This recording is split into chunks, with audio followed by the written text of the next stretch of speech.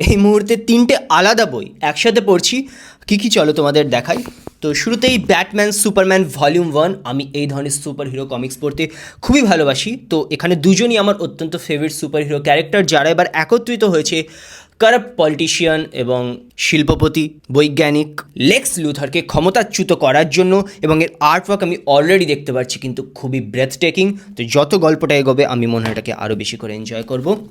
এরপরে পড়ছি কিস্তিমাত। এখানে কৌশিক রায়ের লেখা 4টি গল্পের সংকলন দেওয়া হয়েছে, এবং এটা কিন্তু খুবই অন্য ধরনের রহস্য গল্পের সংকলন, কারণ এখানে কোর্টরুম ড্রামা দেওয়া হয়েছে। সাধারণত আমরা দেখি ডিটেকটিভ কেস সলভ করছেন, কিন্তু এখানে আইনকে কাজে লাগিয়ে অ্যাডভোকেট কুন্তলা রুদ্র এখানে জাস্টিস পাইয়ে দেন। তো একটি গল্প এখন অবধি পড়েছি, স্মৃতিচিহ্ন, যেখানে একটি উইল ছিল যেটাকে ডিস্ট্রয় করে আবার একটি নতুন উইল বানানো হয়েছিল, কিন্তু সেই দ্বিতীয় উইলটা বর্তমানে খুঁজে পাওয়া যাচ্ছে না। তো সম্পত্তির ভাগাভাগি নিয়ে এখানে এক দ্বন্দ্ব রয়েছে।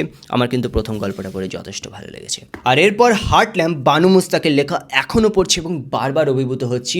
লাস্ট যে গল্পটা আমি পড়েছি সেখানে একজন ব্যবসায়ী রয়েছে যে তার মায়ের জন্য যদি 200 গ্রাম চিকেন কেনে, বইয়ের জন্য 200 গ্রাম চিকেন কেনে, মায়ের জন্য যদি একটা তরমুজ কেনে, বইয়ের জন্য এক্স্যাক্ট সেম সাইজেরই তরমুজ কিনে আনে।